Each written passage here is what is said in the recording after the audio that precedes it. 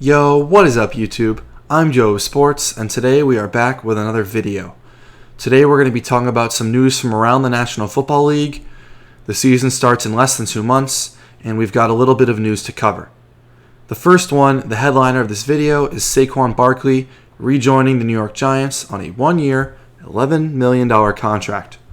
So, a lot of people might be wondering why Barkley's only getting a 1-year deal, why it's taken this long, and why the stalemate between a great running back and their team seems to continually occur at this stage of the NFL. And that's because the running back is simply a replaceable position.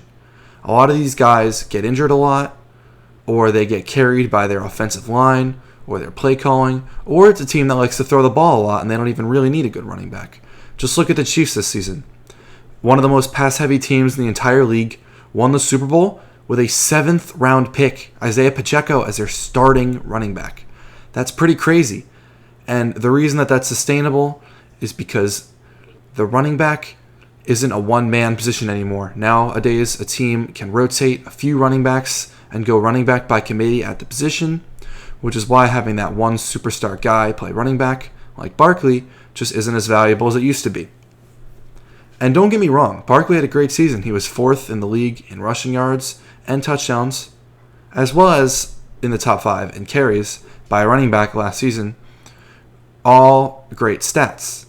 But again, Barkley plays running back, and as thus his value has kind of been decimated, just due to the fact that he plays running back.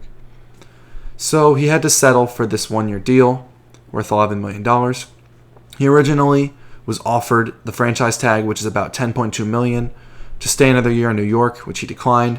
His negotiating obviously wasn't that successful because of all of the previously stated facts that I mentioned about playing running back. So he had to settle for this 1-year, $11 million deal.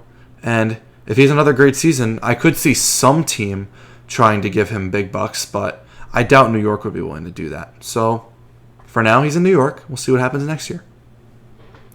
Other news, Hines out for the season. The Bills running back injured himself in a jet ski accident.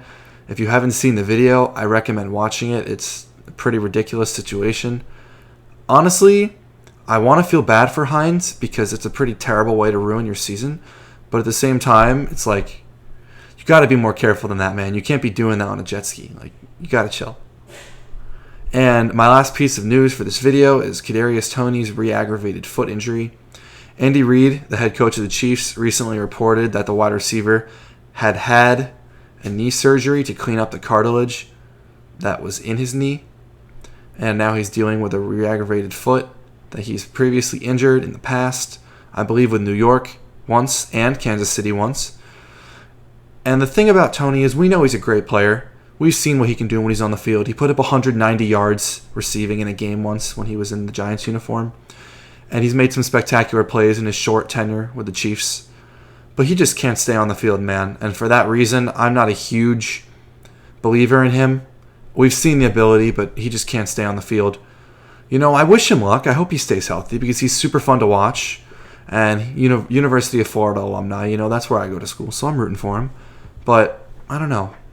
I just don't think he can stay healthy. And until he proves me wrong, that's going to continue to be the case. Well, thanks for watching. That's all for this video. And like and subscribe if you enjoyed. Peace.